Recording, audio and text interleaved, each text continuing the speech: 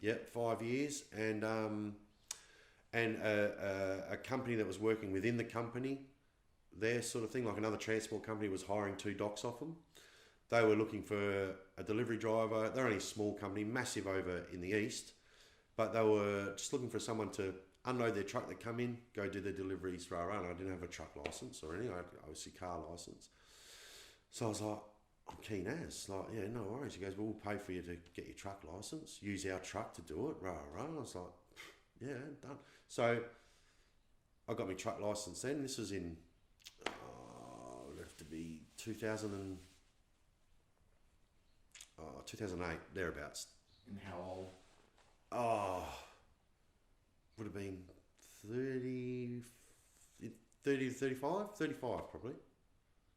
Yeah, probably around 35, I reckon. It was how old now? 49. So yeah, probably 14 years ago. And so I got my truck license, and that started my truck addiction.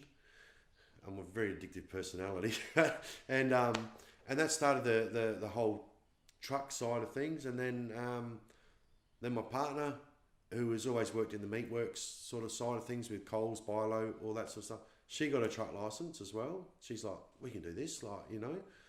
And so she started working for a big company, and just getting yards under the belt, you know, because you can't just walk into good jobs without experience. So we got a bit of experience up.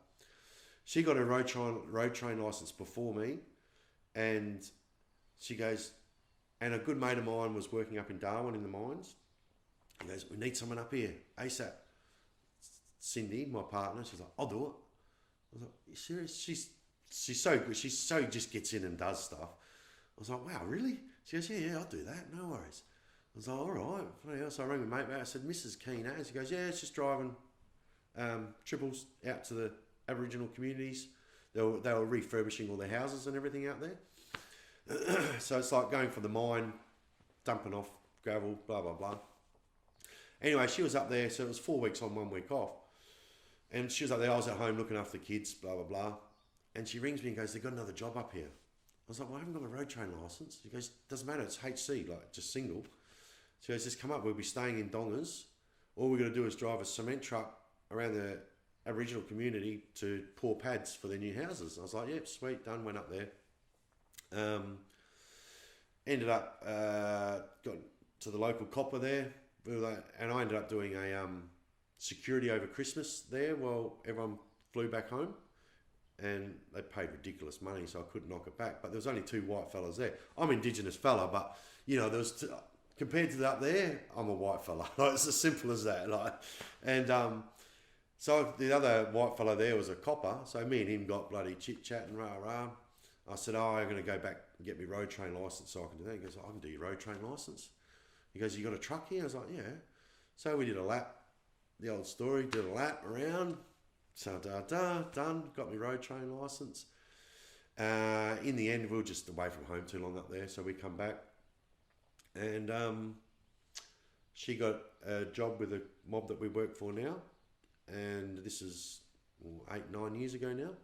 And I was still green. She had a road train license a bit longer than me, so they wouldn't allow me to go in there straight away. So she left there. We went to another place that hired us both together as a 2-up team. We did that for 12 months just to get the experience, and always wanted to work for this company, HPS Transport. That's who I work for. Best company I work for. Just absolute legends. The owner, the bosses, the other driver, just everyone. It's just amazing spot to work for.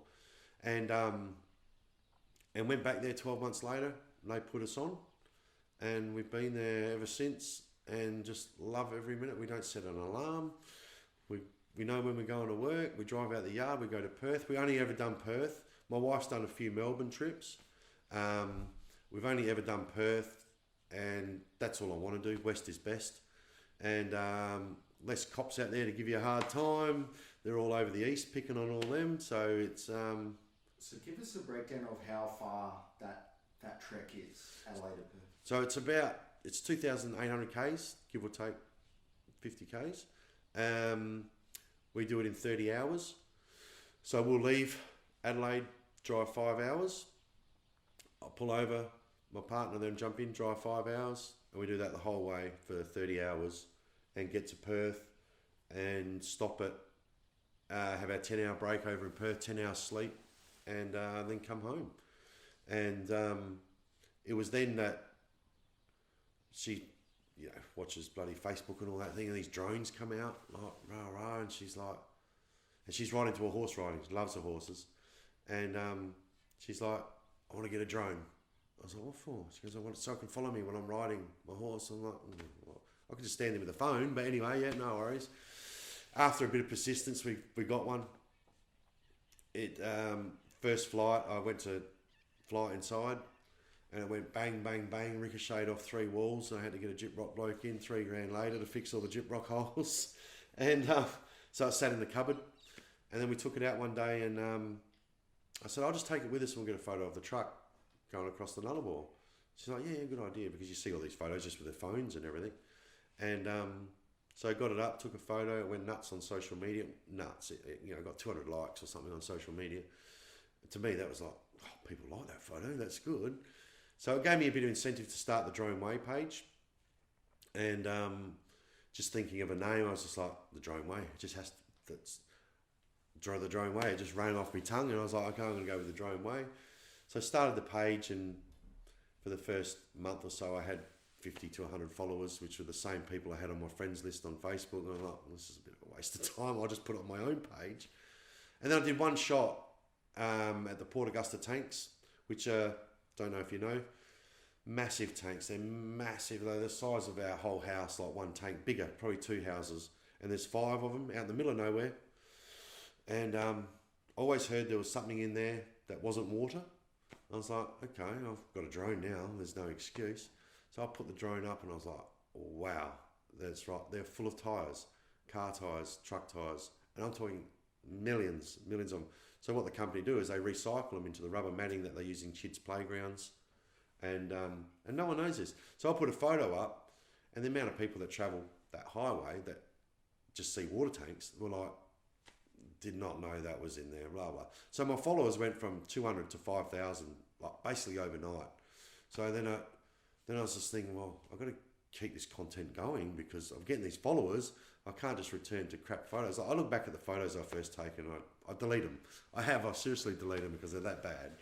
And so that eventually grow. The Drone Way page has grown. And as it was growing, I started people wanting to inquire about buying prints and rah, and I was never in it to make money. It was never my goal to do that. It was just a hobby that I actually just fell in love with. I've taken photos, and so then I started selling prints. I thought, I can do something with this. So again, the pizza bloke that gave me a pizza and $20 was always in my mind. And even when I'd before the Drone Way or whatever, I would always like to give to people in need, walking past homeless people or whatever.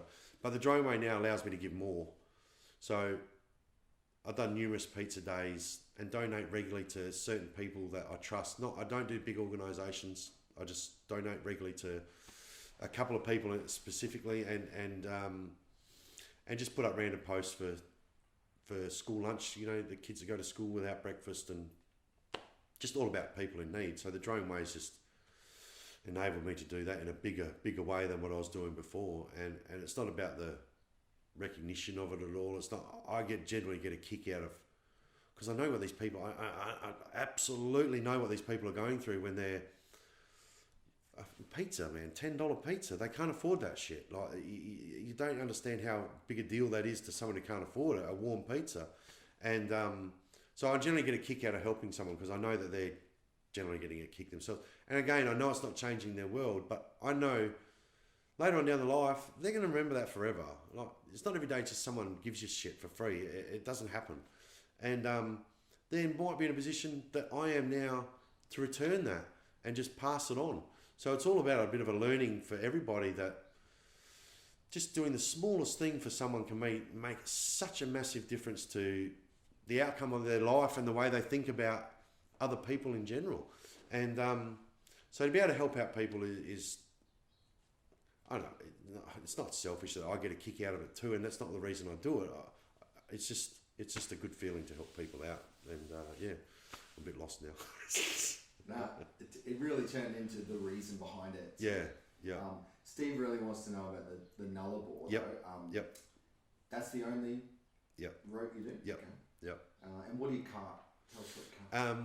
So we take a double road train over to Perth every week, and we cart produce, anything fridge, freezer, produce that you can buy in Coles, Woolworths, whether it be eggs, cucumbers, cheese, frozen peas or whatever it is. It's all refrigerated vans. So the company I work for send probably on average, probably 100 vans a week, and so how many days are you on the road then? so our general run is that we leave on a Tuesday night. We'll leave at 7:30 p.m. Tuesday night and get home 9 p.m. Friday night. So it's all go, it's all go, but again, we get home Friday night, we've got Saturday, Sunday, Monday, Tuesday. You can't, it's the best job in the world.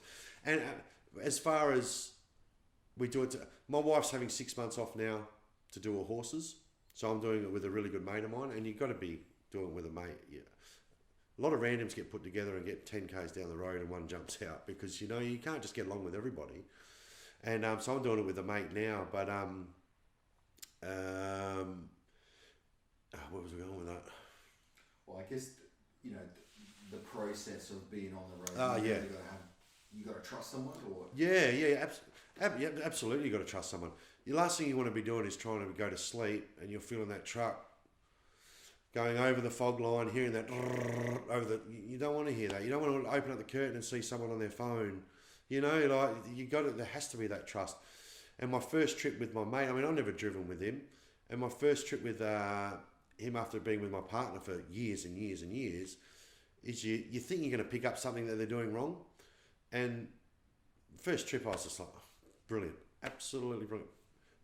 Not better than my wife though, darling, but brilliant. No concerns at all. And vice versa, he was the same. He was like, no, we're comfortable lads. So you can get in and go to bed knowing that you're not going to tip over, hopefully. And how about the road, the actual Nullarbor? Has that improved over the years? They're improving it as we talk. A lot of truck drivers will agree with me. On WA side, from Southern Cross basically from Merredin to nearly Coolgardie is horrendous. Absolutely horrendous. I don't know what they're doing over there. South Australia side have been improving. WA is improving their roads, but they seem to be improving in the wrong sections. There's some really skinny, bouncy roads over there that is... eventually they're going to get to it. You just wish that they would get to it a bit quicker. And you ever get tired of the long straight? I do, but then I think of the alternative.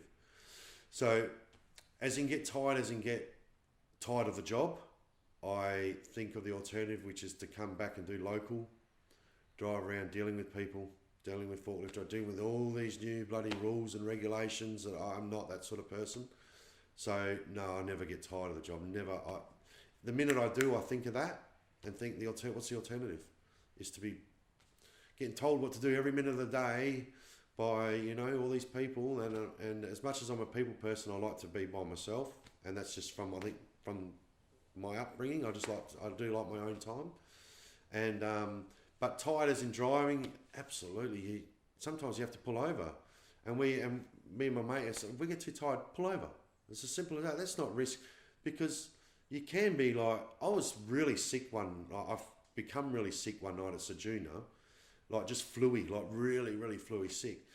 And my wife had just done the 5 hours, and I got in, I was like, yep, no, I'll be right. I got an hour and a half down the road, and I'm like, so I'm slowed right down, and right down at this parking bay. I thought, I'm going to go in and put my head on the steering wheel for an hour or two, or lie in the back and just have a sleep. Pulling up to this parking bay, I'm like, yep, I got this. So I could feel myself and then the next time I woke up, I was past the parking bay. I was like, that's not good. I pulled over straight away on the side of the road, and I woke the wife up and said, sorry, darling, I cannot go any further. So we had to sleep. So you being sick doesn't help, but even just being normal, you still get tired. Well, when you wake up at 4 in the morning and you're driving, you're doing 5 hours, so you're driving from 4 till 9, that's a terrible time to be driving as the sun comes up. And you remember, you got to bed at 11 o'clock that night, so it takes an hour to get to sleep, so say 12, then you get woken up at 4, so it's very tiring. It takes a bit to get into routine. I just had 2 weeks off, and the first trip back was horrendous, because you get into that cycle of sleeping all night, going to bed at 9, 10 o'clock and blah, blah, blah. You get into that routine and you get straight back into the truck. It's like, oh God, it's all over the place. And it takes a trip or two to get back into it, but that's our general routine. Yep, stop.